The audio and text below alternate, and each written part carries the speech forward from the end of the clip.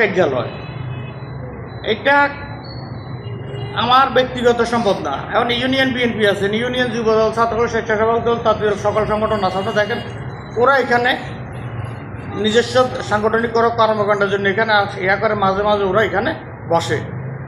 এর বাইরে এটা কিছু না।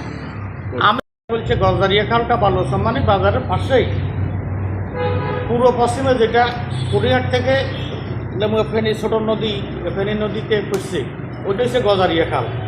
ওইটা থেকে আমাদের দলিয়ার এদিকে শাখা আসে নাই, কোনো শাখা প্রশাখা আসে নাই। এইটা মূলত একবার লালপুল থেকে আপনারা দেখেন সোনাগাজী পর্যন্ত এটা রোডস অ্যান্ড হাইওয়ে জায়গা। রোডস অ্যান্ড হাইওয়ে রাস্তা বাঁধার সময় এখানে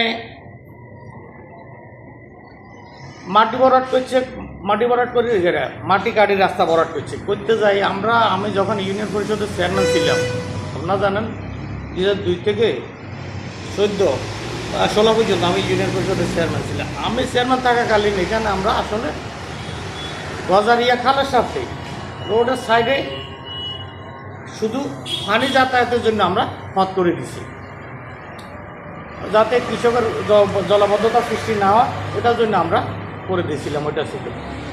এখন যেখানে বলছে যে দলিয়া বাজারের 80% জায়গায় হচ্ছে রোডস অ্যান্ড হাইওয়ে জায়গার উপর দোকানগুলো। এই দলিয়া বাজারটা আসলে নতুন না, এটা অনেক পুরানা ঐতিহ্যবাহী বাজার। এটা মাঝখান ফেনী সোনাগাজী রাস্তা। এটা আর দুই পাশে যে দোকানগুলো, ম্যাক্সিমাম দোকানগুলো রোডস অ্যান্ড হাইওয়ে একবারকৃত জায়গার উপর।